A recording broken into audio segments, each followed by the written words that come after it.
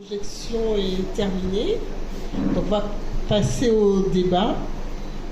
Donc je ne sais pas qui veut commencer. Première réaction, première question. Par contre, on n'a pas de micro sans fil. Donc Marie-Christine.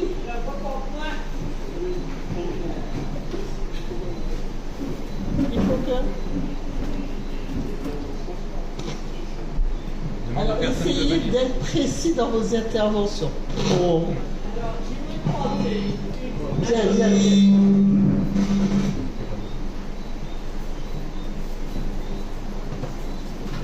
Bonsoir tout le monde. J'aimerais dire quelque chose de très important. On dit souvent l'État a fait. Mais qui est l'État? N'oubliez pas que sous la royauté, c'était la noblesse, le tiers étant on a retiré le tiers. On a gardé l'État c'est nous. C'est le gouvernement qui est responsable. Il faut comprendre ça. Et nous, l'État, nous devons nous battre.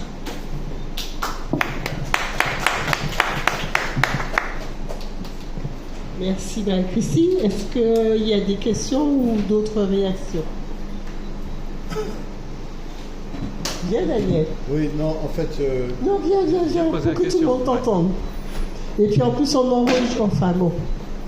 Viens au micro. Ouais, mais c'est plus facile que les gens soient en face.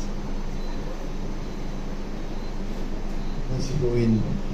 Oui, je veux saluer la qualité exceptionnelle du document qui nous a été projeté. Je trouve qu'il faudrait que nous ayons une réflexion sur la possibilité que ce type de document soit vu par, je dirais, l'écrasante majorité des Martiniquais. Parce que c'est vrai que, bon, on parle beaucoup du chlordécone, mais lorsqu'on a la chance d'avoir une synthèse à peu près complète de l'histoire de l'affaire du chlordécone, et je pense qu'effectivement, on sort de la vision de ce film avec une idée précise. Et bon, après, il faut qu'on puisse discuter, bien évidemment, de qu'est-ce qu'il y a lieu de faire après avoir pris une connaissance aussi précise et complète de ce problème. Radio a ses pléabilités Chikambout. Parmi les émissions qu'elle diffuse depuis qu'elle émet sur Internet, en attendant de bénéficier de sa fréquence qui lui a déjà pratiquement été attribuée, parmi les émissions qui ont été enregistrées, il y a l'émission Affaires sensibles, qui a été donc enregistrée avec le président Sérénus, pour présenter effectivement cette émission qui est très connue du public, hein, et c'est une des émissions qui est entièrement dédiée au chlordécone et à l'histoire du chlordécone. Eh bien, je pense qu'effectivement, nous allons contribuer à travers la diffusion de cette émission le plus souvent possible à faire connaître. Mais je pense que ce document audiovisuel est une véritable pépite et qu'il faudra qu'on réfléchisse à quelque chose. Voilà, c'est ce que je voulais dire. Merci Daniel. C'est ce que j'allais dire. C'est ce que je voulais rajouter. Le professeur Miltinier a dit dans la banane il n'y a pas de chlordécone, mais c'était avant les recherches continuent. Et là, ils ont, dans les 2 premiers mai du haut, Sanofi Impact, il y a Santé publique France a publié un document qui disait qu'il y avait 0,017 microgrammes. Et c'est pourquoi ils ne commercialisaient pas ces 2 premiers mai un moment. Et là, ils ont modifié leur MLR. Et là, ils commercialisent les 2 premiers mai. Et tout ça, c'est un truc de manipulation. Et lorsqu'on sait maintenant les toutes petites doses de chlordécone, ça donne notamment pour les femmes, des pathologies au niveau de tout le système de reproduction, le cancer du sein, et pour les enfants, des problèmes neurologiques. Alors, c'est un document qui vient de passer là. On a une association, on travaille avec eux dans l'ouest de la France, et ce week-end, ils vont passer ce même document. Ils m'ont appelé, ils m'ont dit qu'ils vont passer ce même document pour que c'est une association qui travaille sur l'ensemble de l'ouest de la France. C'est pour que tous les adhérents sachent exactement la question chlordécone en Martinique sur l'étendue du dégât. Et ça, c'est ce que je voulais préciser. Alors, s'il y a des questions, on pourra répondre des questions. Je peux répondre certaines questions au niveau juridique, et puis sur la question de l'empoisonnement, et puis il y a le docteur là qui va donner son avis.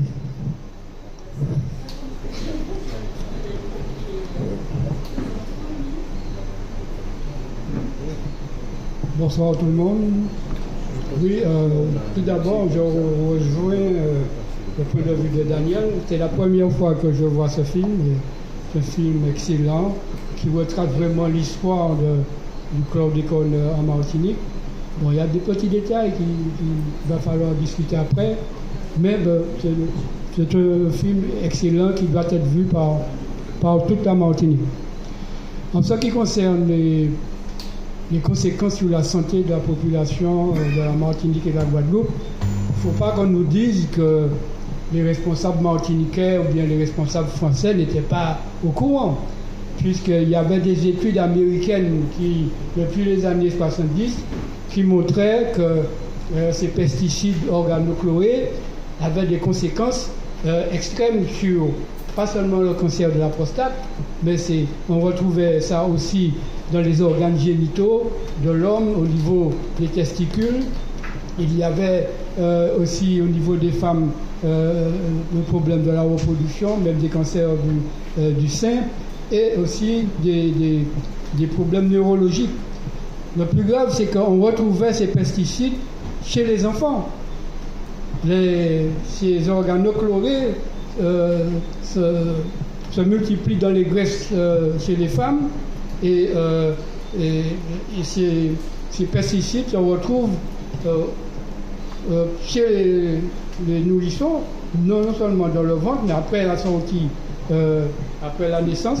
Et c'est là qu'on a constaté qu'il y avait de nombreux dégâts chez les enfants. Et la pédiatre a signalé les problèmes qu'avaient les enfants au niveau de l'autisme et tout ça, mais il y avait aussi des cancers du cerveau. Chez l'homme, il y a non seulement les cancers de la prostate, mais il y a des cancers du sang. Il y a les leucémies, ce qu'on appelle les leucémies. Il y a le cancer des lymphocytes qui se multiplient et qui donnent des lymphomes. Il y a les lymphomes non hodgkiniens. Tous ces problèmes, toutes ces études avaient été faites entre les années 70 et 80. Et il ne faudrait pas qu'on nous dise que les scientifiques n'étaient pas au courant. Il ne faudrait pas qu'on nous dise que les responsables politiques français et les élus martiniquais, il faut le dire, étaient au courant des dangers de ces pesticides. Donc, il y a vraiment un scandale financier et un scandale écologique. Et ce qu'il y a de plus grave, c'est que vous savez que de plus en plus, il y a une diminution de la naissance, et ces pesticides se retrouvent dans les organes génitaux de l'homme, et il y a aussi des conséquences sur le nombre de naissances à venir. Donc en dehors du génocide qu'on a parlé, d'autant par génocide par restitution, il y a véritablement un génocide par l'empoisonnement. Donc il va falloir que la Martinique soit au courant de tout ça et qu'on soit vraiment vigilant pour que les véritables responsables soient condamnés. Merci beaucoup, Émile. Donc, Émile est aussi animateur sur la radio et il a une émission autour de la santé. Alors, je sais que Patricia, qui est dans le front, revient de rencontres sur le plan national. Est-ce que tu peux venir nous expliquer un petit peu ce qui s'est passé récemment, s'il te plaît?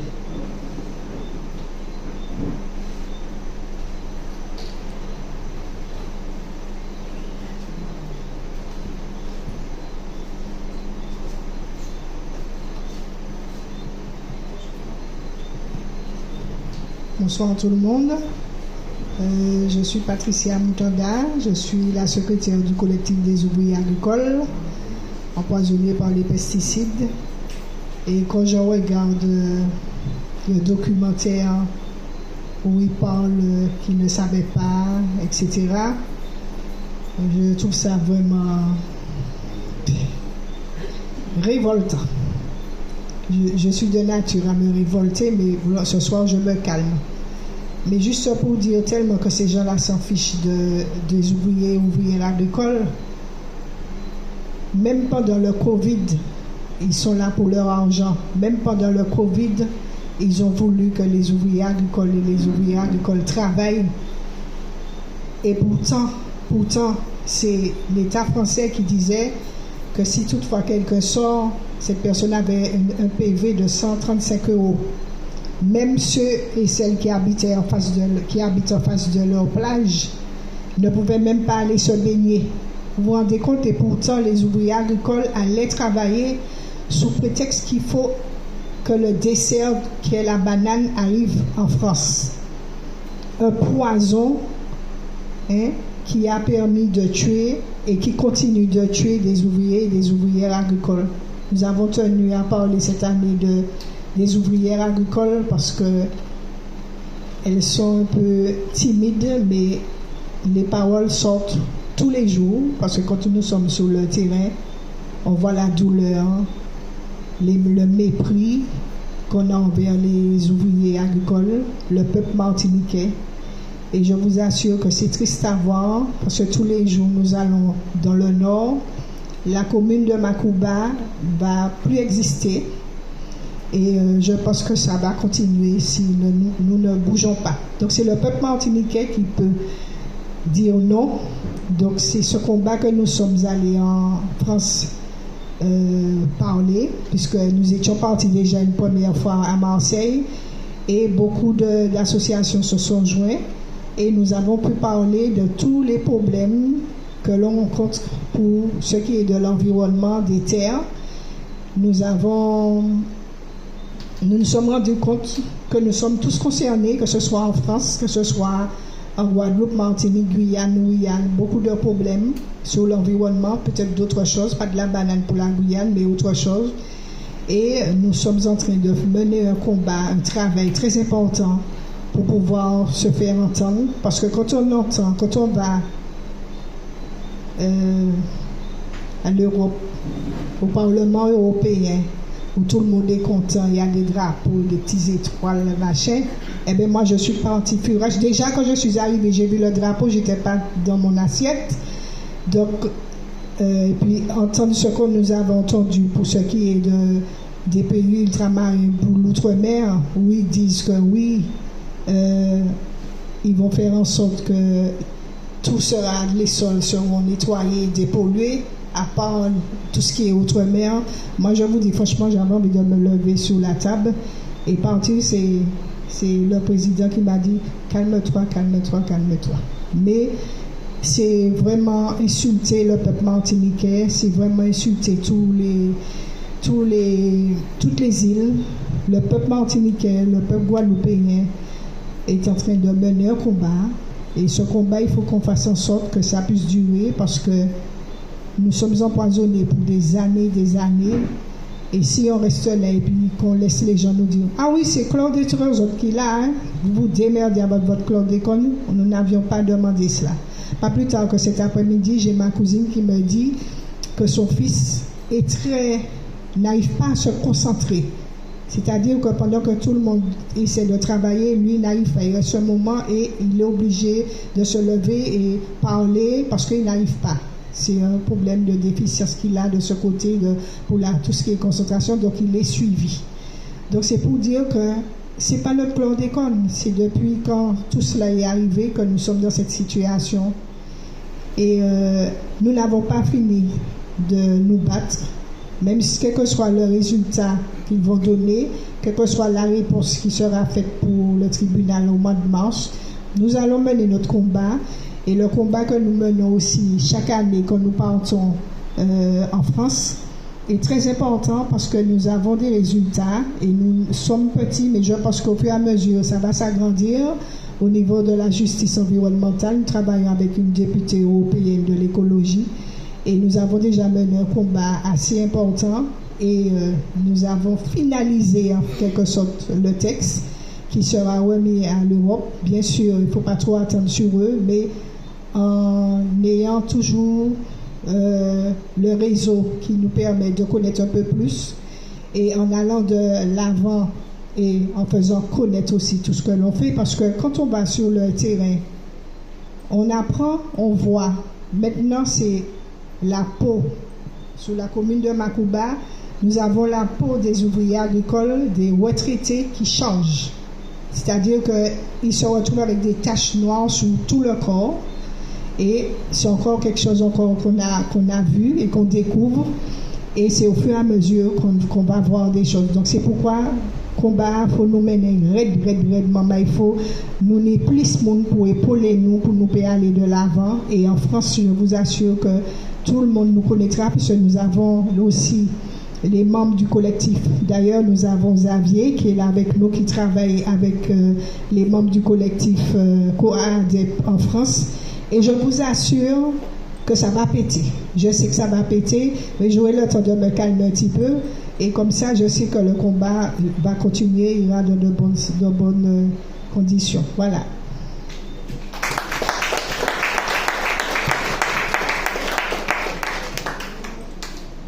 C'était pour voir la scélératesse du système. Comme Patricia a dit, la communauté européenne a sorti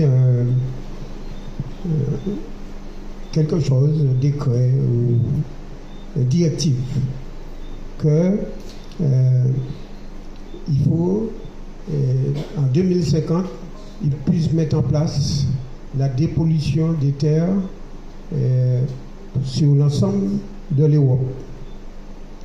Mais ça concernait l'ensemble des dernières colonies aussi. Eh bien, mais la communauté européenne sort son truc, mais c'est les États qui appliquent à leur manière. Eh bien, qu'est-ce qui s'est passé? Quand c'est arrivé à l'Assemblée nationale en France, ils ont mis juste derrière, sauf pour les départements outre-mer. Sauf pour la Réunion, sauf pour la Martinique, sauf pour la Guyane. Alors, ils ont mis ça pour ne pas dépoisonner terre Martinique, ni de l'eau, ni la mer. Et ça, c'est un deuxième crime qu'ils ont mis là. Ils ont dépollué terre tout partout en France, mais ils n'ont pas dépollué ici. Et ces systèmes-là, c'est les députés. Dommage, je ne vais pas te les nommer dans des mondes, mais c'est les députés macronistes qui écrivent Timon Sotala, sauf pour les départements outre-mer. Ils ont voté en loi à l'Assemblée nationale en mois de mai pour la question réparation. Ça passe en douce, je ne vais pas même bien savoir ça. Peut-être que je peux faire une petite critique à les parlementaires, nous, puisque nous peut dit ça. Nous pas tout ça, c'est en Europe. À Bruxelles, nous allons, nous apprenons ça. On a appris ça à Bruxelles.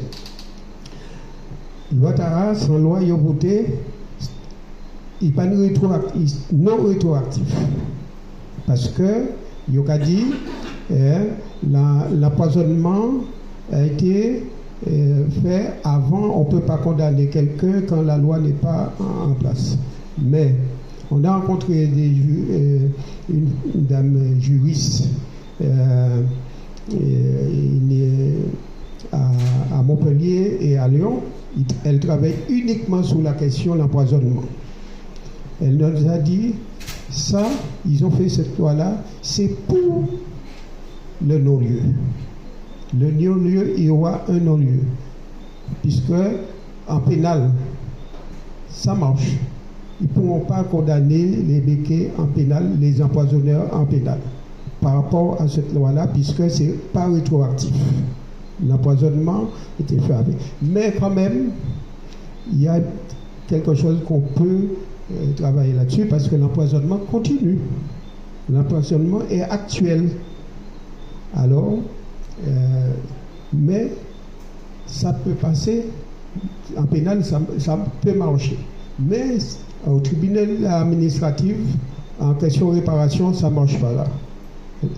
Ça ne peut pas fonctionner au tribunal administratif. Et tout dernièrement, il y a 2-3 mois, le collectif des ouvriers agricoles a pu déposer des dossiers au tribunal administratif de Fort-de-France. Il y a 2 ouvriers agricoles qui ont indemnisé sur la question anxiété, pas encore sur les pathologies. Quelles sont déjà. Mais c'est très important, c'est ce qui s'est passé, parce que là, il y aura les enfants, petits-enfants, arrière-petits-enfants, de tous les empoisonnés de la Martinique, même si on n'est pas ouvrier agricole, peuvent porter plainte pour la question anxiété. Ça fait presque tout le peuple martiniquais qui peut porter plainte maintenant pour la question anxiété. C'est très très important ce truc-là. Et puis, dans ce même délibéré, il y a eu les riverains. Les riverains peuvent porter plainte aussi. Il y a eu pour les pathologies aussi. Et il y a on peut maintenant attaquer les empoisonneurs. Parce que, et c'est bien noté dans ce délibéré, que les ouvriers agricoles ont travaillé sans aucune protection. Là, c'est quelque chose qui est nouveau. Alors, les choses avancent au niveau juridique. On a des avocats performants qui travaillent, ils font des recherches. Même ces avocats-là travaillent avec des scientifiques pour savoir exactement ce qui s'est passé. Et lorsqu'on a été du côté à Descartes, avec l'Europe écologiste, on a appris beaucoup de causes qui sont en train de nous cacher. Là,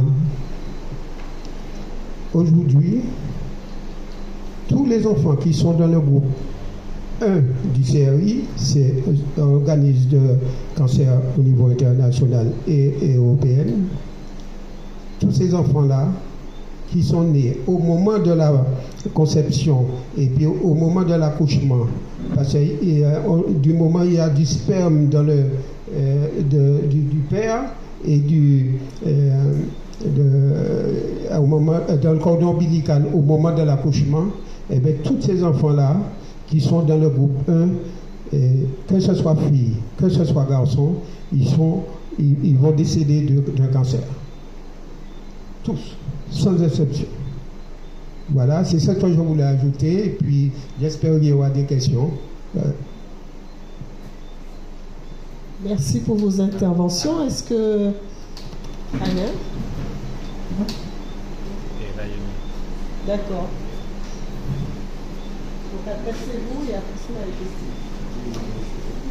Approche-toi par rapport aux... Je vous parle, oui. Oui, bonsoir à tout le monde.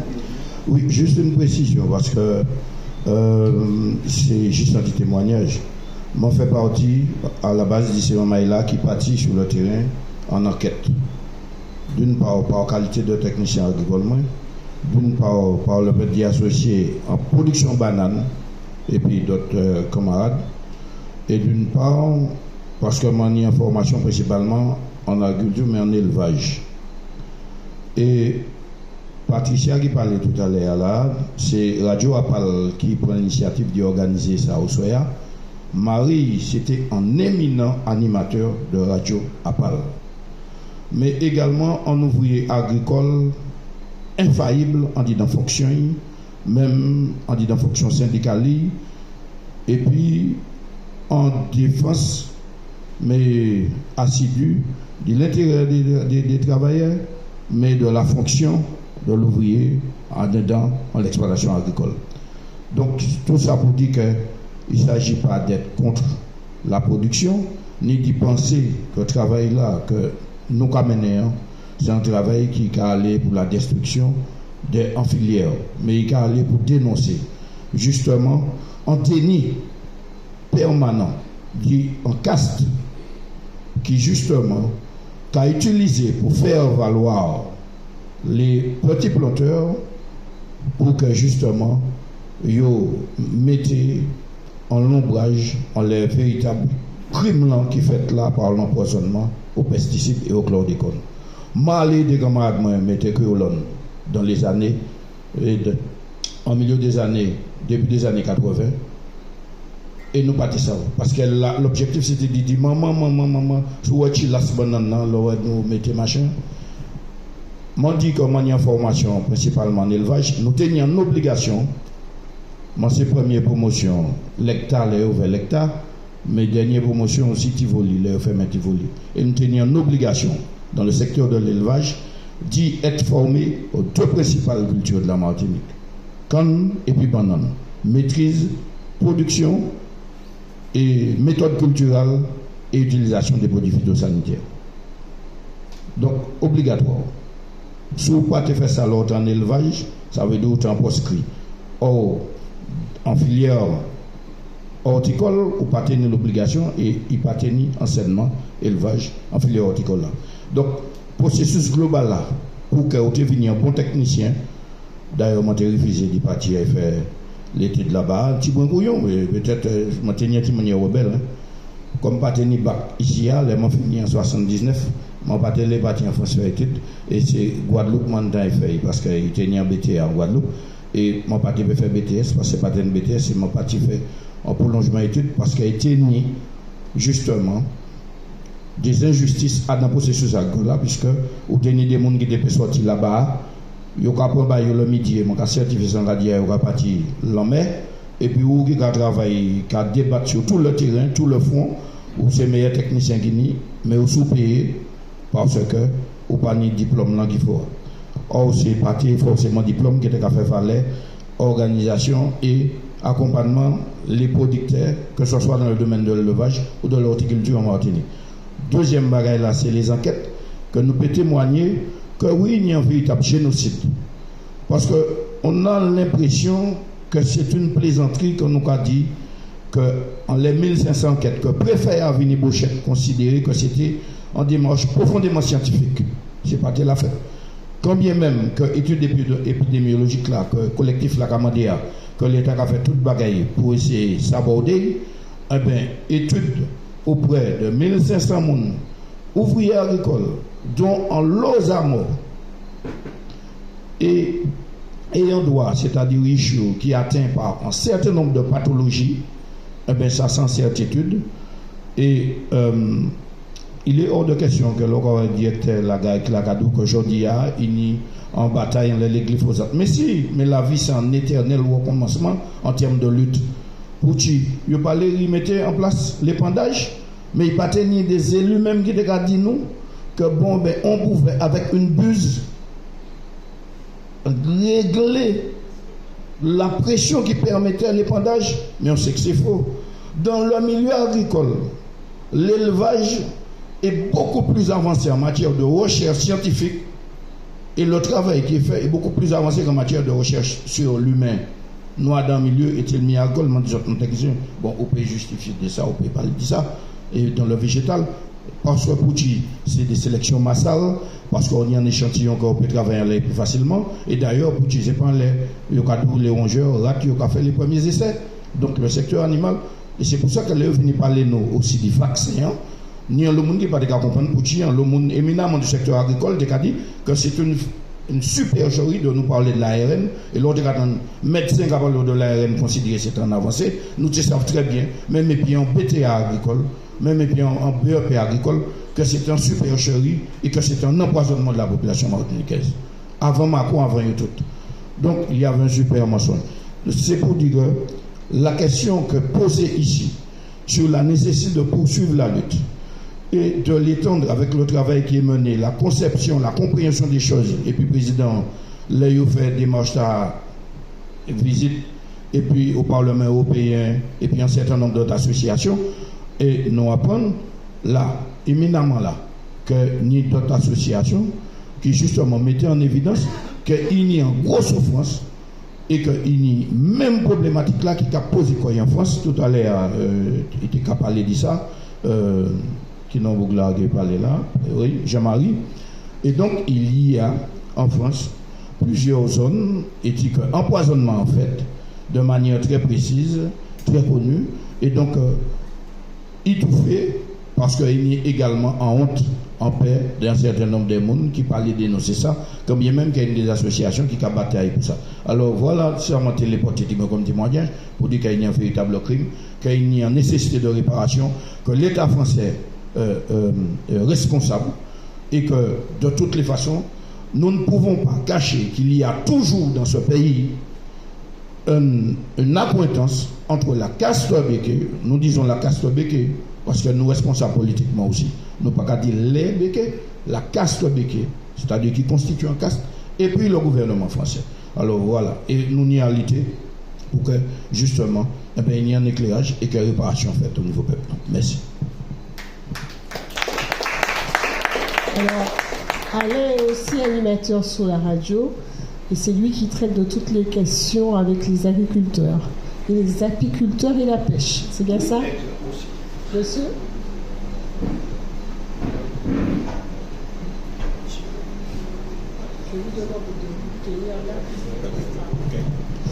Bonsoir. Très content d'être par hasard ce soir, puisque, alors moi je vais me présenter, moi je suis agriculteur en métropole, je suis paysan en Champagne, et je suis représentant national de la Confédération paysanne.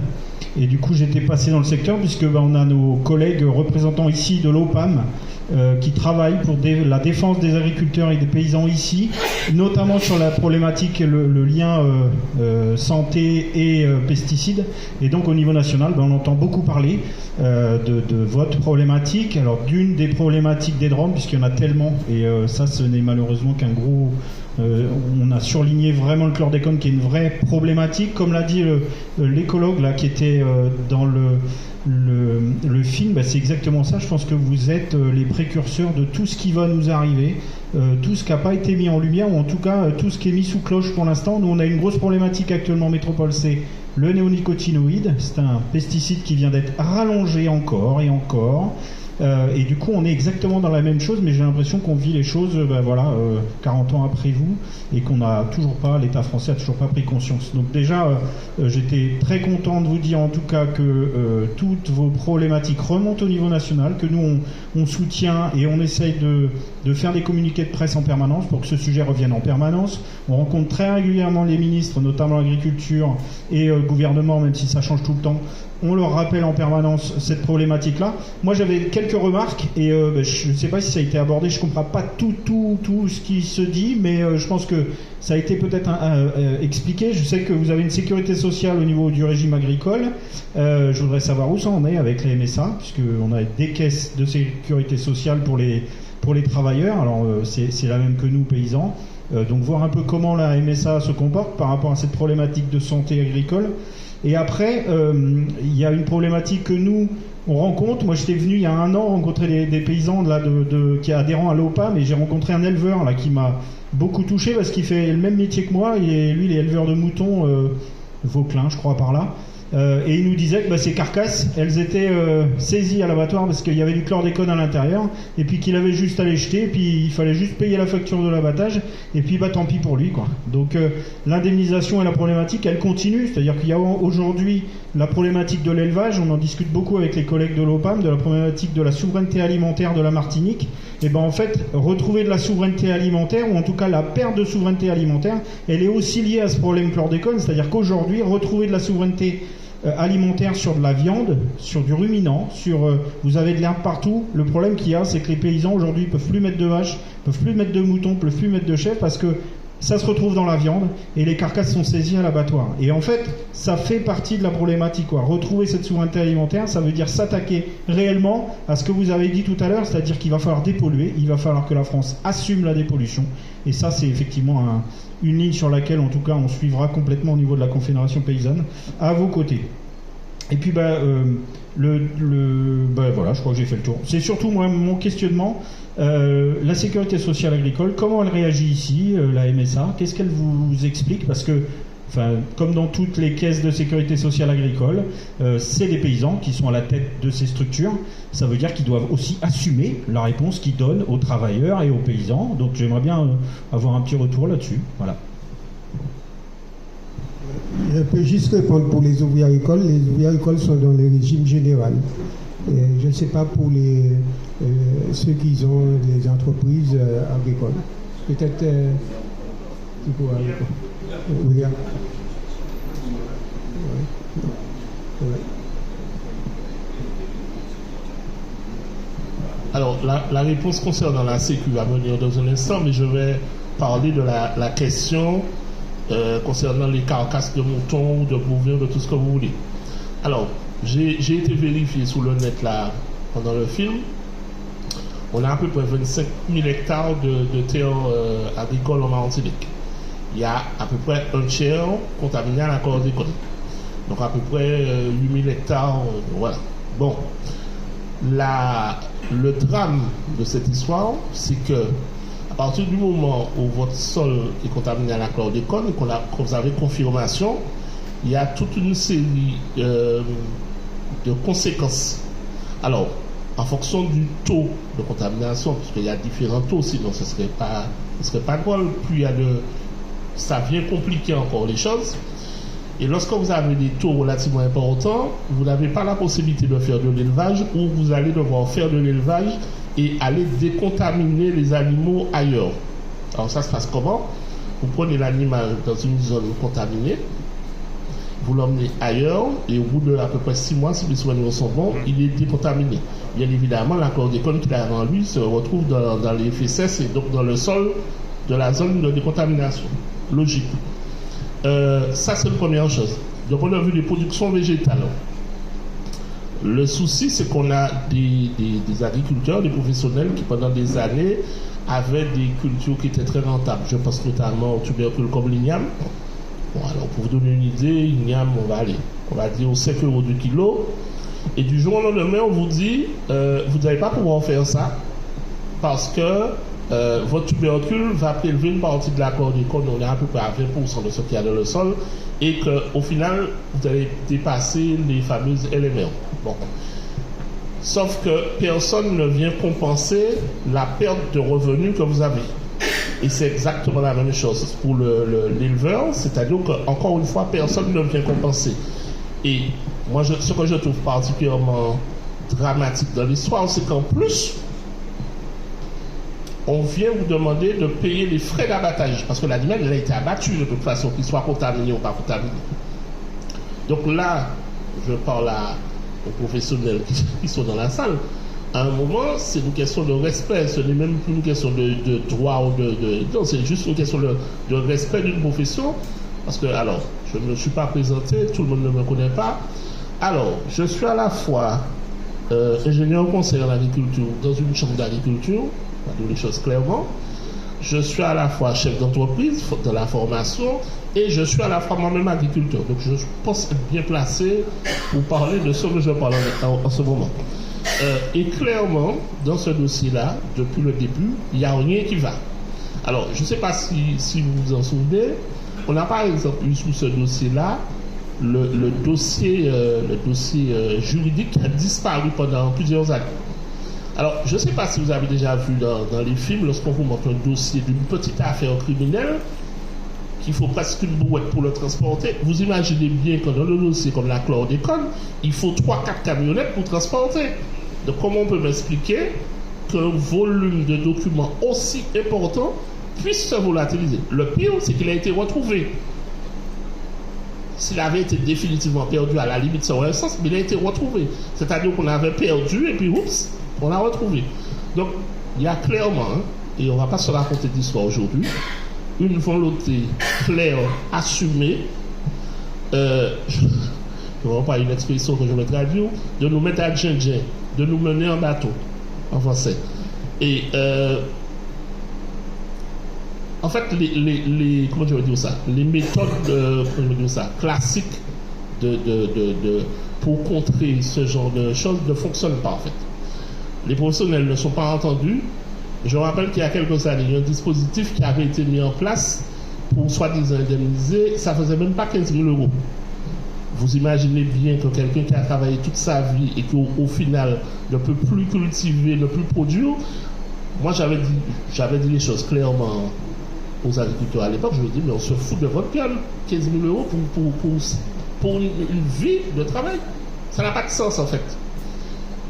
Et je profite pour dire à tous ceux qui ne sont pas agriculteurs ou qui ne sont pas du tout dans le monde agricole, en fait, il faut que le Martiniquais comprenne une chose, c'est que ce combat de la chlordécone concerne tout le monde. Ça ne concerne pas seulement la profession agricole dans son ensemble, ça concerne tout le monde. Je rappelle un chiffre, 92-93%, bon, on n'est pas 1% près, de la population est contaminée. Et effectivement, comme Yvon disait, c'est d'ailleurs ce qui nous donne droit, nous aussi, de réclamer des dommages. Parce qu'on n'a rien demandé à quiconque, en fait, dans cette histoire-là. Sauf qu'on est impacté. Et on est impacté, en plus, notre descendance est impactée si ça se trouve. Donc, il faut vraiment qu'on se réveille et qu'on fasse quelque chose. Je profite d'ailleurs pour dire aussi très bien que la Confédération paysanne soit là et soutienne le combat. Parce que figurez-vous que lorsque vous observez un peu le gouvernement de Macron, ou même ceux qui étaient là avant, s'il y a une chose dont ils ont peur, c'est la médiatisation à l'international. En fait, tant qu'on reste entre nous à faire des manifestations, machin, ça ne dérange personne en fait. Vous pouvez bloquer autant que vous voulez, ça ne dérange personne. Par contre, quand le New York Times ou le Times fait un papier disant qu'il y a un petit territoire perdu dans l'Atlantique où les gens ne sont pas contents parce que ça les emmerde plus qu'autre chose. Donc il ne faut pas qu'on hésite. C'est d'ailleurs ce que fait Radio Apalgique en bout, de créer des passerelles entre la Martinique et le reste du monde de manière à communiquer sur ce qu'on vit. D'autant plus qu'on n'est pas les seuls à vivre ce genre de choses. En France aussi, il y a des choses qui ne vont pas. Il ne faut pas croire le monde paysan français, tout est nickel, sinon il n'y aurait pas des syndicalistes, n'est-ce pas? Donc, on a des combats à mener et il ne faut pas qu'on hésite à les mener parce que personne ne va les mener pour nous. Voilà.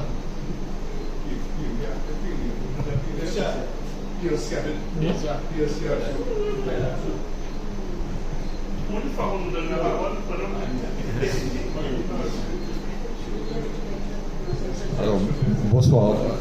Tout le monde a dit, mon ami de dit. Mais ça, il faut savoir, mutuelle sociale agricole, nous, l'OPAM, nous affiliés à la Confédération paysanne, pour ça, vous venez à commencer, nous colonies. Pour être représentatif aux élections, à la Chambre d'agriculture, il faut qu'on soit affilié à un syndicat. Et là, c'est la Confédération paysanne, comme affilié, on va aux élections, c'est avec la Confédération paysanne. Il faut savoir sur le chlordécone, le procès du chlordécone, la Confédération paysanne est partie civile aussi, est partie avec l'OPAM. Donc l'OPAM a été le premier syndicat à porter plainte contre le chlordécone. Alors pour la mutuelle sociale agricole, vous savez comment ça se passe, c'est la FDCA et on n'a pas de représentant à la MSA. Et la Chambre d'agriculture a des représentants au conseil d'administration, mais nous a fait demande, nous a moyen pour entrer la MSA. Alors, la population agricole diminue. Nous sommes même pas 3000 agriculteurs en Martinique. 2700. Vous voyez, alors il y a des jeunes qui veulent s'installer, il n'y a pas de terre, les terres sont polluées par le chlordécone. Vous voyez la problématique du métier de paysannier, de paysan en Martinique. Je ne sais pas si vous avez des questions. C'est bon. Patrick aussi, des paysans. Pour donner un petit élément de grandeur et d'évolution de la population agricole martiniquaise. Donc je disais 2600, 2700 agriculteurs au moment où on parle là. Moyenne d'âge, je la fais courte, 57 ans. C'est pas fini, les mauvaises nouvelles continuent. Il y a seulement 15% des agriculteurs qui ont moins de 40 ans. Si vous savez compter, vous allez vous rendre compte qu'on va avoir une catastrophe dans quelques années. C'est-à-dire qu'on va avoir un trou générationnel et ça veut dire que notre autonomie alimentaire, c'est pas pour demain. Clairement, mathématiquement, c'est impossible. Parce qu'il faut des hommes, H majuscule, pour faire de la production agricole. Contrairement à ce que certains postes, c'est pas avec de l'IA qu'on va faire l'autonomie alimentaire. Et je voulais vous donner un élément de compréhension de la mauvaise évolution des choses. J'ai commencé à travailler il y a 28 ans, en octobre là. Quand j'ai commencé à travailler, il y avait à peu près 8500 agriculteurs. Donc moins de 30 ans plus tard, on a divisé ça par 4. Et ça va encore, là on va avoir ça va plonger de plus belle parce qu'il y a un certain nombre de personnes avec qui j'ai commencé à travailler à l'époque qui là sont en train de partir à la retraite.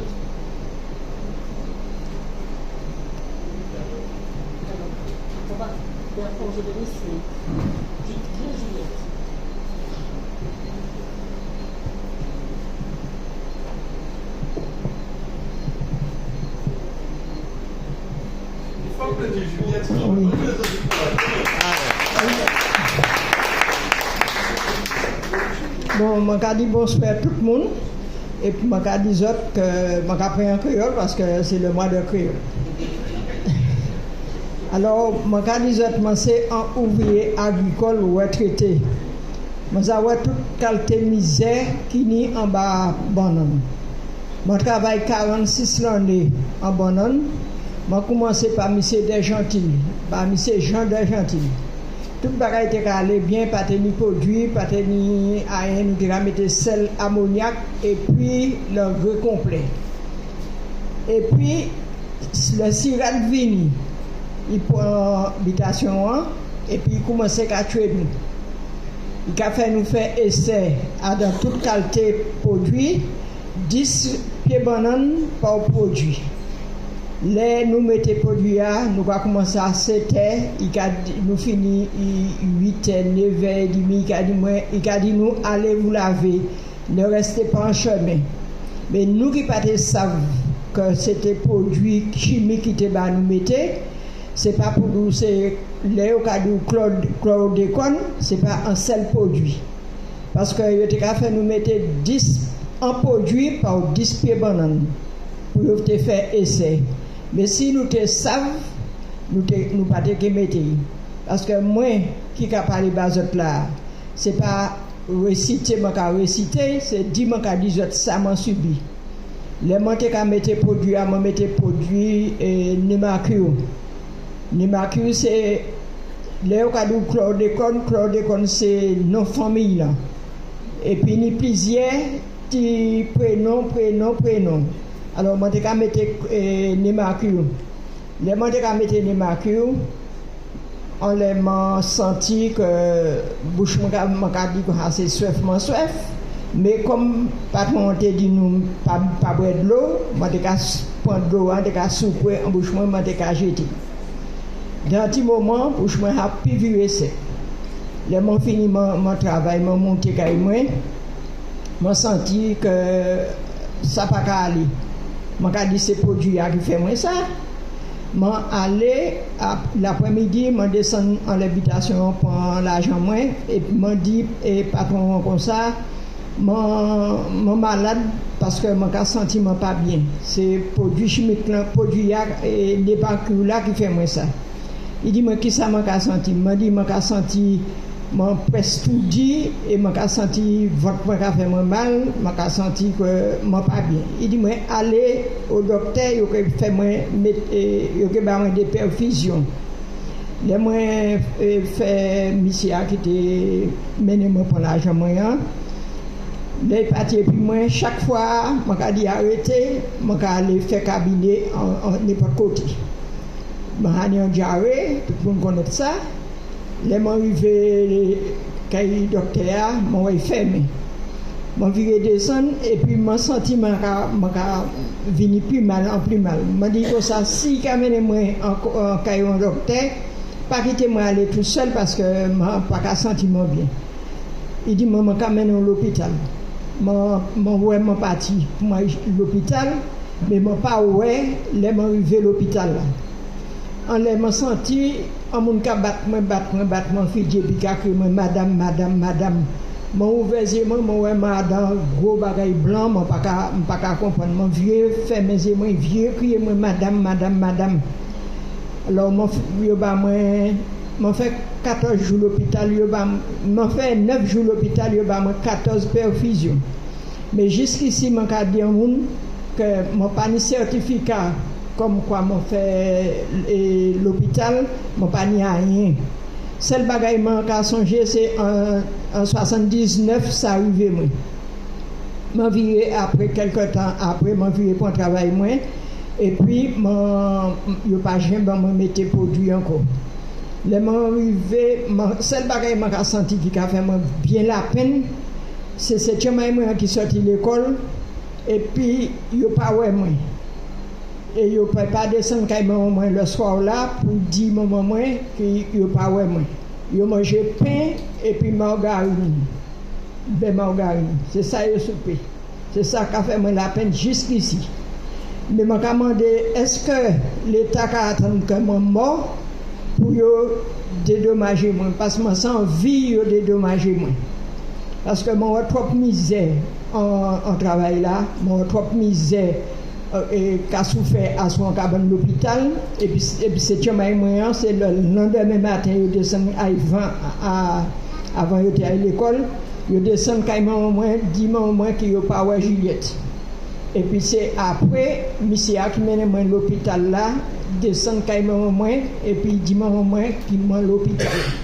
alors regardez misère ouais par rapport à chlordécone alors moi j'ai senti que moi dédommagé depuis ce jour-là moi dédommagé parce que c'est depuis 79 ça arrivé moi et m'a fait 46 l'année qu'à travailler c'est qui mettait moi comme ça c'est moi qui dit c'est le CIRAD soi-disant sans centre de recherche en centre de qui ça et ça mais c'est le CIRAD qui mettait moi comment et jusqu'ici moi j'ai senti moi pas bien alors moi j'ai quitté pour un autre. Merci beaucoup Juliette.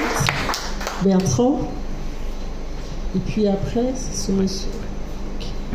Et puis après ça va être cette dame. Alors bonsoir à tous.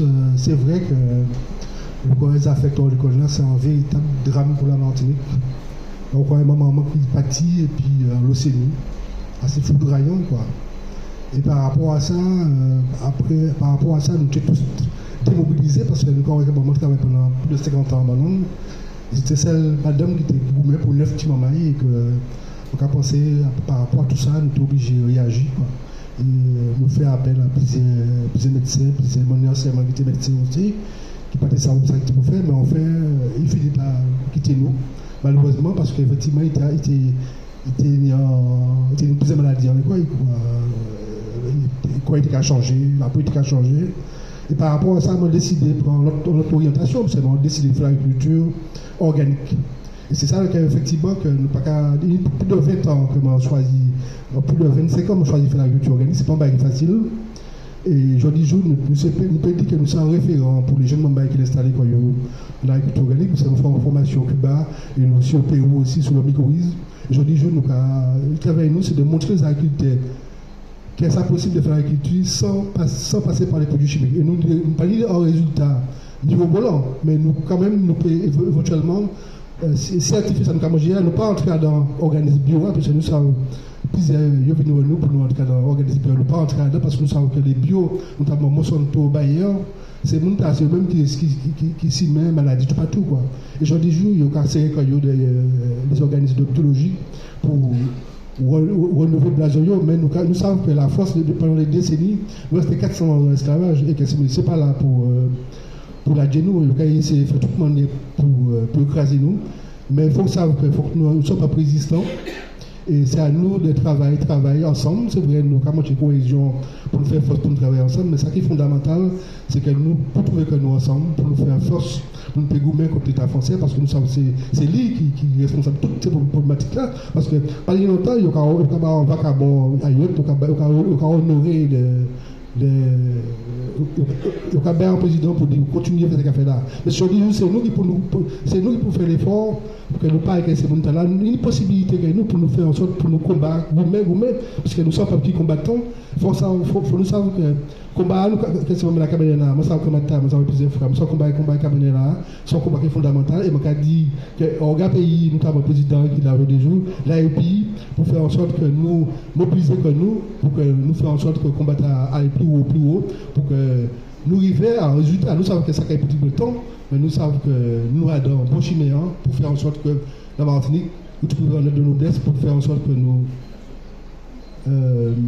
reprendre le territoire là. Alors, merci pour nous écouter. Moi, je dis que moi, je suis solidaire parce que moi, je sais que le monde agricole, c'est fondamental, c'est des cabas, monde bref de manger, mais nous décidons aujourd'hui de faire l'agriculture qui respecte l'environnement. Ça, c'est la carrière qui avec.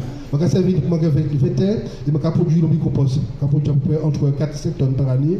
Ça va permettre de montrer des moments qui ont une formation qui je vais faire qui ça? Faire formation et aussi planter aussi. Et là, je vais venir vivre au pays, je vais venir vendre produits au pays.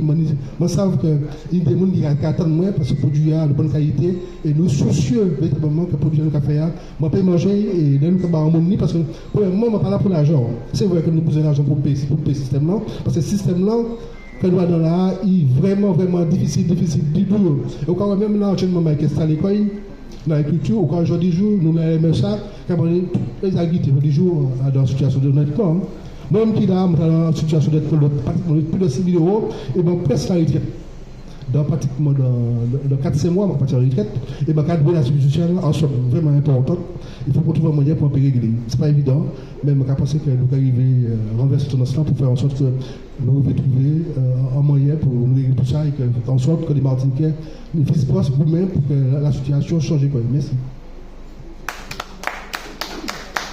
Donc Bertrand est aussi ancien président d'Orga-Pays. Et Orga-Pays vous accueille sur ces marchés tous les mercredis après-midi, c'est ça William? De 14h à 16h30. Donc merci. Juste en face de l'examen pour arriver. Il y avait une grande serre sous la droite. Au lieu d'aller rentrer dans le lycée agricole, il allait sur la droite. En face. Alors.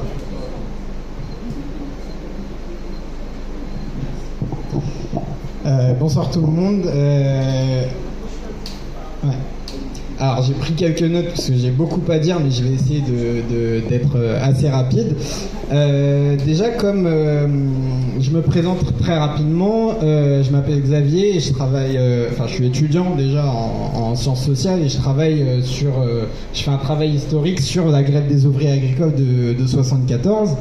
Et donc c'est une grève pendant laquelle il y a eu en 74 la revendication des ouvriers et des ouvrières agricoles de l'arrêt total de l'utilisation des pesticides. Donc c'était juste pour rappeler que c'est quelque chose que déjà les travailleurs savaient. En fait, on savait qu'il y avait une toxicité de ces produits, comme vient de le rappeler Juliette Péloponnèse. Moi, ce sur quoi je voulais attirer l'attention, c'est sur mon expérience à moi. Donc moi, j'ai grandi à Paris et j'ai toujours vécu à Paris. Et c'est pendant ma recherche que je me suis rendu compte de l'impact et de l'ampleur du problème. Et je vous le dis très franchement, j'ai été complètement choqué en fait de voir ce qui s'est passé, parce que c'est quelque chose qu'on ne sait pas en Hexagone, on ne sait pas en fait on sait pas forcément ce qui se passe, et c'est vraiment un truc qui m'a choqué. Ça m'a choqué pendant que je réalisais mes recherches, et donc j'ai décidé là pendant que vous interveniez de vous trouver des sources historiques que j'ai pu consulter et qui m'ont choqué justement. Donc en 1970, donc avant le chlordécone, comme Juliette Péloponnèse le rappelait, il y avait d'autres pesticides qui étaient utilisés, dont le Némacure, le Mocap et le Thémic, enfin d'autres. Et donc en 1970, j'ai trouvé une étude du CIRAD justement, pour lequel Juliette travaillait, qui disait que le véritable problème des pesticides organochlorés repose dans la nature et non chez l'homme. Si ces produits sont toxiques, et ils le sont, cette toxicité s'adresse aux écosystèmes et non de façon évidente aux individus, ce qui n'est pas moins grave pour autant. Donc en 73, on savait déjà pour en 60... pardon, excusez-moi, ça c'était l'extrait de 73, qui parlait du chlordécone justement. Mais en 70, on disait sur le Némacure et le Mocap, on disait, il paraît logique de penser que dans un avenir proche, ces produits seront utilisés dans la bananerie. Leur utilisation dépend essentiellement de l'aspect économique et de leur rentabilité, tout facteur étant pris en considération. Donc vraiment, ce tout facteur étant pris en considération, ça veut dire quoi? Ça veut dire tout facteur dont la santé de plus de 90% de la population antillaise. Voilà, c'était juste vraiment pour vous partager en fait mon expérience et le choc que j'ai pu ressentir. Et là, c'est que 2 exemples, mais je vous dis, j'ai vu énormément de documents et de choses qui étaient obscures. Et donc, on parlait de disparition des documents. Pareil, je suis allé aux Archives nationales à Pierrefitte-sur-Seine dans le 93. Le dossier sur le chlordécone, c'était qui parlait tout à l'heure des... Voilà. Le dossier sur le chlordécone aux Archives nationales. Une page, et cette page, c'était la page de l'interdiction du chlordécone en 90. Voilà. C'est le seul document que j'ai pu trouver aux Archives nationales. Encore une fois, pour montrer en fait l'ampleur de la chose, c'est vraiment un vrai désastre environnemental, sanitaire et humain. Sinon, pour parler du combat qu'on est en train de mener, que les camarades ici sont en train de mener, Patricia, Yvon, Robert et d'autres ici. Moi, je suis membre du COADEP depuis même pas un an. Et en fait, nous, notre lutte en France, notre but premier, c'est vraiment de visibiliser, de mettre en visibilité ce problème et le combat que mène le collectif. On a pu déjà cette année taper du poing, parce qu'on a eu, j'ai pas envie de dire la chance, mais il y a eu la problématique de la loi du plomb. Et c'est justement à ce moment-là qu'on a dû taper du poing pour dire mais en fait, regardez, nous, ça, c'est ce qu'on vit depuis 50 ans. Hein. Donc, et c'est à partir de ce moment-là, vraiment, qu'on a commencé à rentrer en contact avec d'autres associations, notamment en Bretagne, notamment dans le sud, à plein d'endroits en France. Voilà, donc tout ça pour vous dire que le combat continue et qu'on le mène avec détermination depuis l'Hexagone,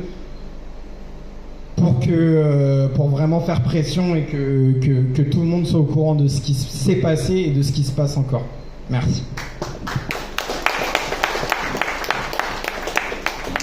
Alors, quand je t'ai vu tout à l'heure là, je me suis dit, ton visage me disait quelque chose, mais on l'a reçu l'année dernière ici, en février, voilà. Sylvana. Merci beaucoup. Alors, je voudrais alors Sylvana, alors je suis travailleur social éminemment et je fais de la recherche en sciences sociales et je voulais surtout mettre un accent sur la dimension sociologique qui est ressortie quand même dans ce reportage. Ce reportage est riche d'enseignements par-delà tout ce que vous avez déjà souligné sur les enseignements sur la dimension scientifique.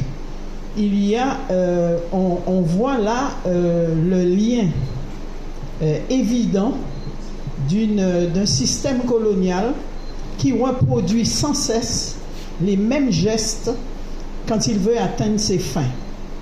Parce qu'on est en face là d'un système qui a sacrifié la santé de toute une population sous prétexte de développement, de profit économique.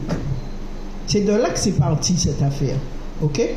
Vous avez vu l'abandon de la canne, on est passé à la banane et comment on est arrivé au chlordécone. Et jusqu'à nos jours, c'est toujours les mêmes méthodes qu'ils utilisent. Je crois que ce film, on pourrait le projeter dans tous les espaces, à tous les publics, et prélever dans ce reportage toutes les dimensions sur lesquelles il faudrait insister.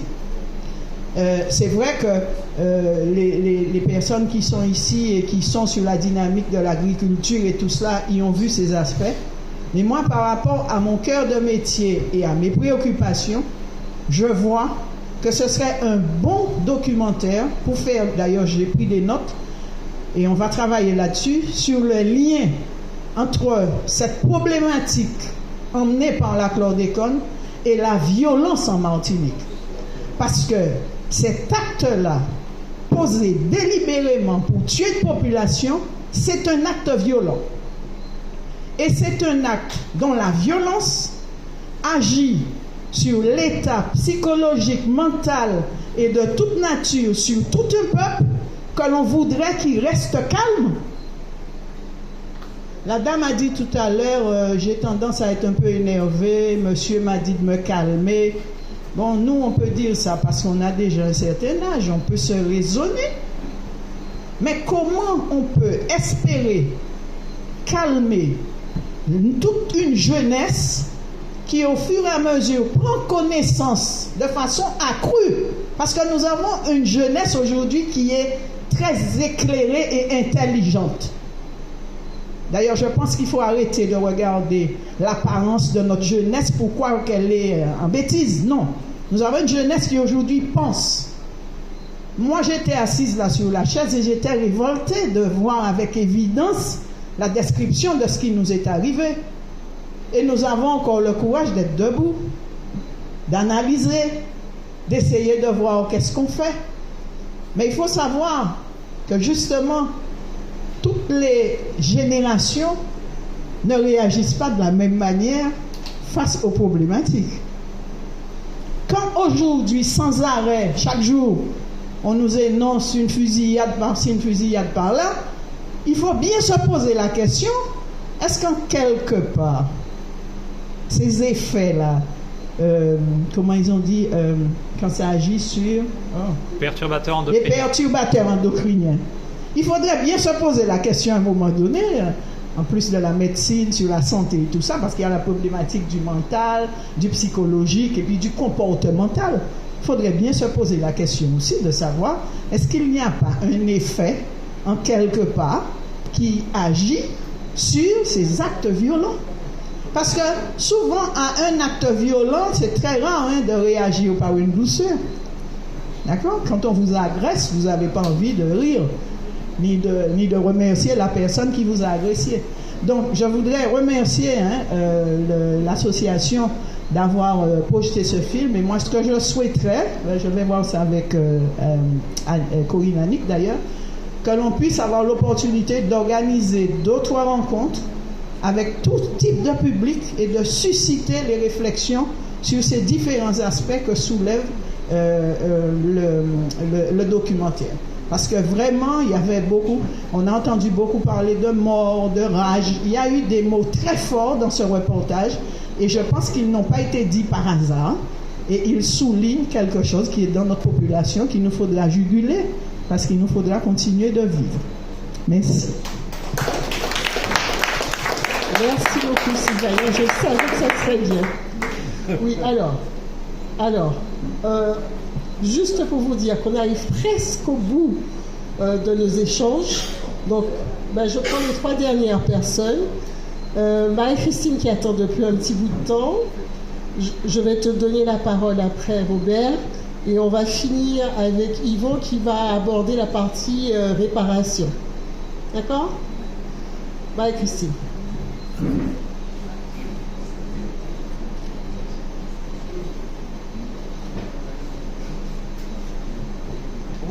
Bonsoir. Alors, je veux dire, nous sommes des anciens, c'est nous qui tenons la bride. C'est nous qui tenons les brides. Parce qu'avec tout ce qui se passe, il y a longtemps que la jeunesse serait éclatée. Il faut connaître l'histoire pour comprendre le présent. Tout à l'heure, tu disais, le dossier a disparu.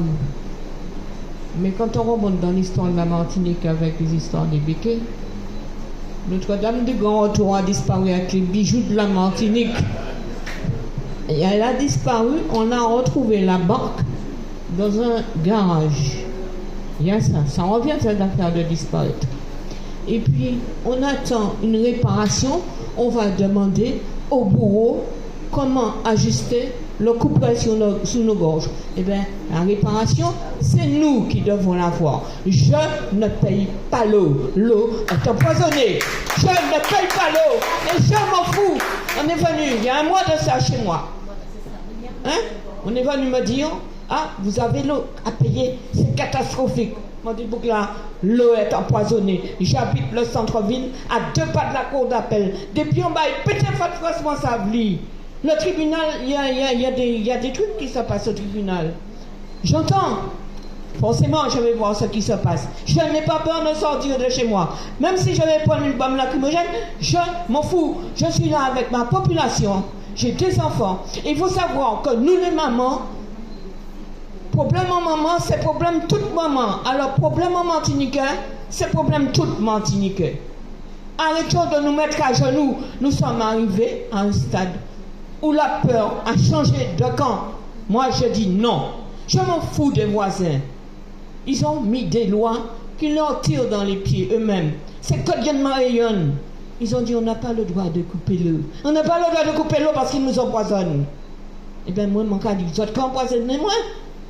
Je n'ai pas ni droit de couper l'eau, mais je peux payer mon propre empoisonnement. Non. Eh bien, je vous dis maintenant, faites ça. Faites en sorte que chaque petit truc que chacun fera, ça puisse avoir de l'ampleur dans le pays. Et puis, il ne faut pas avoir peur de dire à chacun, eh bien, plante chez toi. Moi, j'ai des salades sur le rebord de ma fenêtre. En plein centre-ville, les salades poussent. Tous les 3-4 semaines, j'ai des salades, je distribue autour de moi. La cour est remplie de plantes. C'est quelque chose à faire. Il faut donner aux gens les exemples, pas parler blablabla, à venir devant un micro et puis dire aux gens, si je suis derrière le micro, c'est parce qu'il est placé devant moi. C'est pas ça.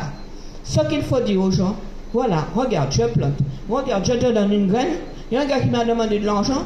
J'avais des graines dans ma poche, je lui ai dit, tiens, plante, tu vas à manger.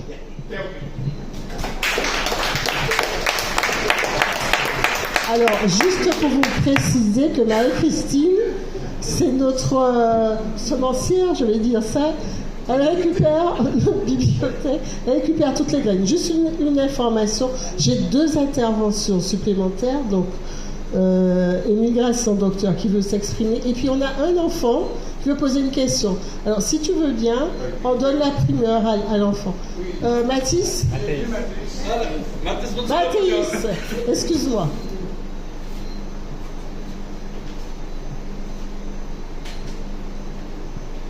Bonsoir. Donc je voulais dire que le documentaire il m'a beaucoup marqué et qu'il faut savoir l'histoire. Il ne faut pas fermer les yeux et dire non, c'est passé. Il ne faut pas. Il faut chercher à comprendre l'histoire et à savoir ce qui s'est passé. C'est tout ce que je voulais dire. Merci beaucoup. Oui, voilà, bonsoir. Alors, 2 éléments. Un début de réponse à monsieur qui avait parlé des bovins, qui rappelle le tragique de la situation. Les béquets avaient porté plainte pour que l'État les indemnise au prétexte qu'ils ne savaient pas. Et dans le plan Chlordécone 4, qui est déjà rikiki, 90 millions pour les 2 îles sur 5 ans, 45 millions pour la Martinique, ils ont trouvé le moyen de recevoir des sommes pour faire voyager leurs bœufs et décontaminer leurs bœufs, parce que c'est eux qui contrôlent les élevages. Alors bien sûr, il y a 2 ou 3 paysans qui ont leur bœuf, qui ont pu trouver une petite somme, mais c'est rikiki. C'est pour montrer le cynisme de l'affaire. La deuxième chose, c'est sur l'argument disant qu'ils ne savaient pas. Alors beaucoup de choses ont été dites, mais comme Juliette le sait, elle a participé à la grève de 1974 et Daniel Ryan était parmi ceux qui organisaient la grève dans le Nord avec le groupe Septembre 70 et nous étions dans le centre. Le 9 septembre 1973, nous avons sorti un tract qui racontait une histoire qui s'était passée sur une habitation du Lorrain.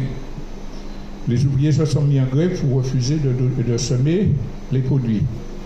Les béquets sont allés chercher des jeunes de 16 à 18 ans dans un quartier de Besaudin en leur disant « Nous vous donnons double journée si vous venez semer les produits ». Ils sont arrivés, il était 7 heures. À 11 heures, tout le monde était à l'hôpital.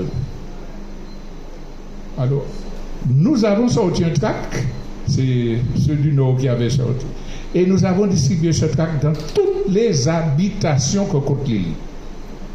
Ça veut dire que tous les patrons de bananais savaient ce qu'ils faisaient. Voilà.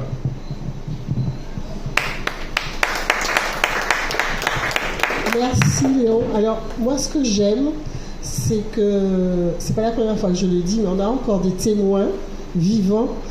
Et je suis d'accord avec la remarque de Mathis, il faut vraiment qu'on cherche, et c'est vous qui êtes encore présents, qui allez nous instruire. Émile. Ce que je voudrais ajouter, c'est que l'État français est vraiment habitué à ce genre de scandale. Il y a eu le scandale du sang contaminé, il y a eu le scandale de l'amiante, il y a eu le scandale du Mediator médicament qui créait beaucoup de morts. Donc nous sommes face à un État capitaliste, colonialiste, criminel à la limite, qui, pour favoriser, pour enrichir les classes les plus pauvres, les plus riches, met en danger un certain nombre de populations. Quand il y a le scandale de chlordécone a éclaté, ils ont voulu nous faire croire que c'était génétique, que c'était notre origine africaine qui faisait qu'il y avait le cancer de la prostate. Or, tout le monde sait qu'en Jamaïque, en Haïti, il y a le même type de population et il n'y avait pas ce nombre de cancers de la prostate. Après, ils ont voulu nous faire croire qu'il y avait des limites, ils ont institué des limites. Alors, moi, je fais des tests de chlordécone et toute la population est contaminée. Alors, ils estiment qu'il faudrait avoir plus de 0,4% microgrammes pour qu'il y ait une contamination. C'est pas vrai. On est face à un cocktail de pesticides qui fait que même si on a 0,01 microgramme, on est contaminé. Et c'est l'eau, nous buvons de l'eau contaminée. Et nous voyons très bien qu'elle a souligné le problème de l'eau. Cette eau est dirigée par des grandes sociétés françaises qui continuent à faire des bénéfices énormes et qui continuent à nous contaminer. Donc, c'est un problème qui est important, qu'il faudrait que toute la population se lève, il faudrait qu'effectivement on fasse l'histoire de tout ça pour qu'en fait il y ait réparation complètement. Merci. Donc nous arrivons à la fin de notre rencontre. Donc on va demander à Yvon de la conclure. Je vous remercie beaucoup pour votre attention. C'est vrai que, alors moi je ne me suis pas exprimée, mais j'ai dit à Olivier, quand on regarde le film, il faut beaucoup respirer. Donc je vais continuer à respirer. Je l'ai trouvé très enrichissant et je pense qu'effectivement, il mérite d'être publié, échangé autour avec un plus grand nombre. Donc ça, il faudra voir avec le festival alimentaire comment on peut... En France, ils vont le passer 2 fois. Là, il y a une projection ce week-end, je crois, et une projection le 15. Oui, mais quand je disais comment on peut le publier, le festival se termine au 30 novembre, mais on n'aura pas le temps de couvrir tout le territoire au 30 novembre. Donc, c'est voir comment on peut faire pour avoir les droits en fait de diffusion. Parce qu'effectivement, c'est une excellente base documentaire sur, comme disait Sylvana, sur plein de domaines. Je vais arrêter parce que ceux qui me connaissent savent que j'ai du mal à finir. Ils vont, et puis après, on pourra se diriger vers oui, merci Léo, vers la buvette solidaire. Alors, si vous souhaitez nous suivre, la radio, elle pense organiser d'autres événements de ce type, c'est-à-dire qu'on ne va pas seulement se cantonner à faire de la diffusion sur les ondes. On envisage aussi de faire de cette radio un lieu de rencontre.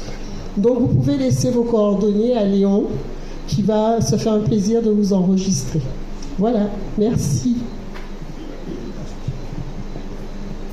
Oui, alors, il y a touché un pile l'argent, les 4-5 familles de la Casbeke, le POSEI.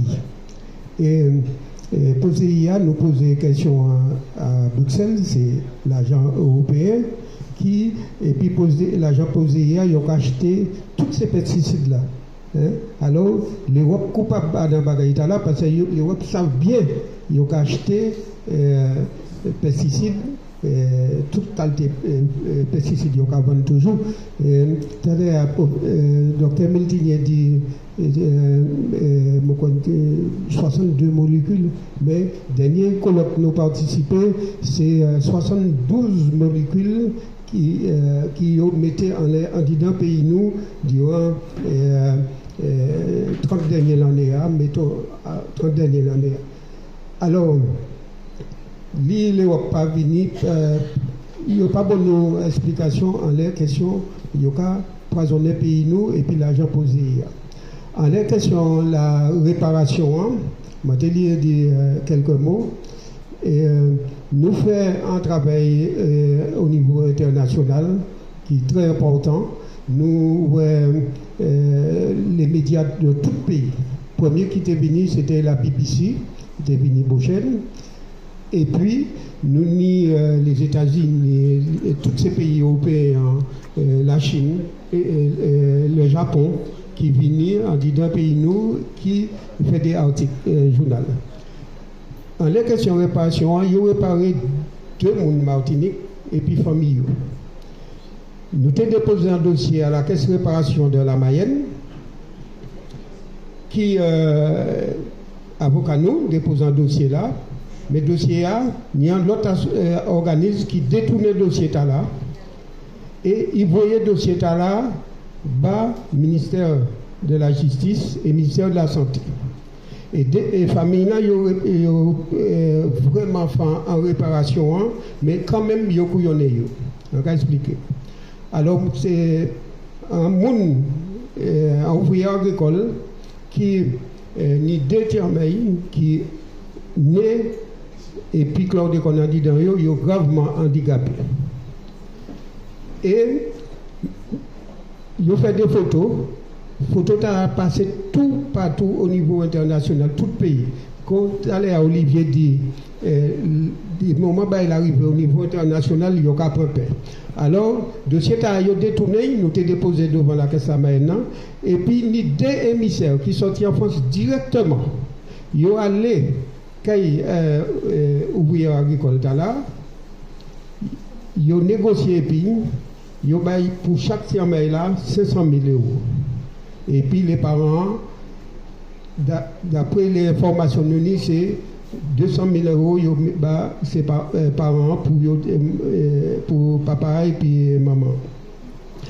Mais nous, avocats, nous posons une question. Nous disons, nous, ça l'État fait là, Parce que yo fait ces moun signer un papier pour yo pas parler. Mais il y a un grand responsable de Santé Martinique qui vient au moment où nous avons inauguré le Centre régional maladie professionnelle et environnementale au CHU. Il vient, il dit moi, je droit de réserve, mais je dis ça quand même. Parce que je trouve quand même, en tant que Martiniquais, ça inadmissible ça à faire.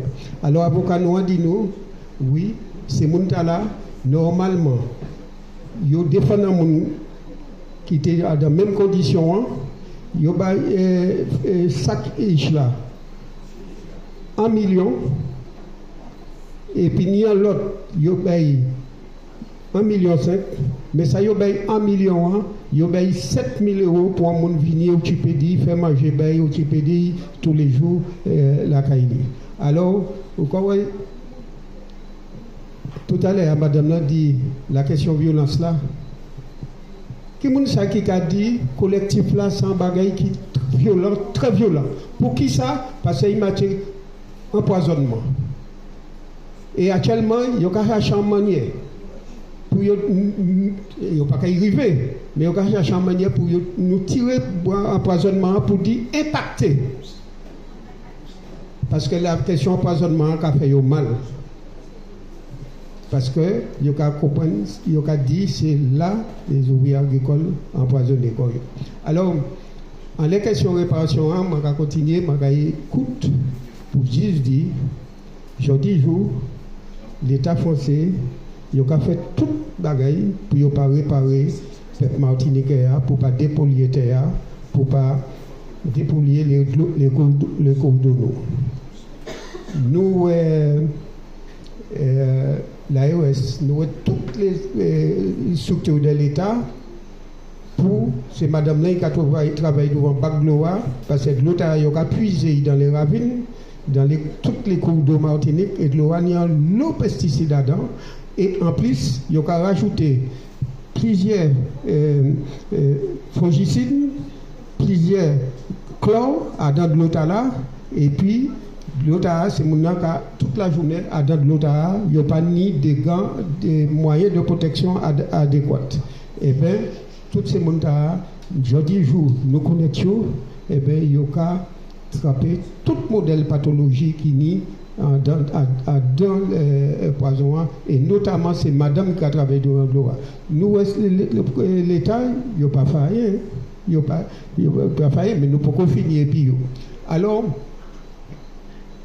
jeudi jour, l'État met en structure, il te mettait en guichet unique, nous il fait tirer en guichet unique, il met en structure en place pour y battre les ouvriers agricoles, et bien les gens qui poisonnent dans le pays, nous, 300 €, les gens qui n'y a 300, il était 300 €, ils ont passé à 360 € pour les gens qui n'y a cancer la prostate en phase terminale. 300 € par mois. Pour les gens qui n'y a cancer la prostate en stade final. Non cumulable avec les autres indemnisations. Et puis, il y a discrimination parce que un monde qui a cancer la prostate en stade final, et puis un monde qui a un cancer sang, ectilien ou nectilien, je ne pas bien connaître la différence là, et bien, ces gens-là, il y a moyenne de vie, tous les deux, les gens-là, il y a moyenne de vie, descend, il y a peut-être 15-20 ans moyenne de vie. Eh bien, même les gens qui ont cancer sang, il y a entre 400 et 800 €. Alors, c'est toutes ces formes de réparation que nous avons mis contre lui. Et nous mettons au CHU, et puis d'autres gens qui partent en collectif, nous, qui donnent un coup de main, le Centre régional de maladies professionnelles environnementales. L'État français, ça entra dans le cadre de réparation. L'État français fait toute bagaille pour 3 ans à passé pour dire mais ça n'a pas fonctionné. Mais nous, et puis professeur d'Aborésia, nous voyons ouvrir agricole dans le service là, comme ça, ils étaient obligés d'inaugurer le 21 novembre 2024. Alors, et la question, test chlordécone, c'est collectif là, qui allait, ils mettaient nous dans anti-pièces pour l'Élysée, et puis, ministre la santé vini, tous ces corps ministres vini, et puis nous disons nous pas sortir aujourd'hui ici, si nous pas un test chlordécone gratuit, parce que c'est poison, c'est azote. Aujourd'hui, jour, test chlordécone, il a coûté 130, 140 euros en Martinique, et poison, c'est azote, puisque les autres cadres dans le couloir de l'Assemblée nationale, c'est Martinique et puis c'est Gadopéen doit débrouiller comme et puis chlordécone. Et bien, chlordécone, c'est pas à nous, nous disons, et puis c'est secrétaire collectif ouvrier agricole. À un moment, il y a madame qui dit, j'étais sous-préfet en Guadeloupe, et je connais la situation, ça va coûter trop cher. C'est ça pour pas te dire. Madame l'a dit, Marie-moi mort à 46 ans par poison là, dit qui ça va dire nous actuellement, combien ça va coûter moi et puis fille moi, et puis il est fâché, il dit je vais le faire, nous dit ou pas qu'à parler bon nous comme ça, nous dit nous apporter nous respect, excusez quoi. Eh bien, c'est pour montrer en les affaires, chlordécone, en les affaires, empoisonnement peuple martiniquais, l'État français parlait nous prendre en main pièce côté. Il parlait pièces politiques Martinique prend en main en les questions réparation, en les questions soins, en les questions dépollution. Et pièces politiques là, ils n'ont pas ni la main. Nous pas ni la main. Alors, je dis jour, il faut nous continuer à mener l'île là, et de jour en jour. Collectif là, quand il fait pression en montée, puisque nous arrivons des éléments de jour en jour, et ces éléments là, ils ont parler de nous en manière, nous pas passer violent, mais nous parler en manière raide, parce que nous aller devant ces messieurs, nous pas aller en tant que Français, moi personnellement, je vais aller en tant qu'anticolonialiste, et je dis ça, je vais aller en tant qu'anticolonialiste, ce soit oui ou non, ou sinon, nous porter problème là devant le peuple là et puis au niveau international. Merci. Alors, juste une dernière information parce que je viens y penser. Avec Mathurin, qui est le président de l'administration alternative populaire, nous aurons une autre projection, très certainement sur Rivière Pilote, ça reste à confirmer, sur toujours une thématique agricole. Mais là, on va parler de comment on produit et comment on produit plus sainement pour limiter l'impact sur la population. Voilà. On va vous communiquer l'information en temps et en heure. Bonne soirée.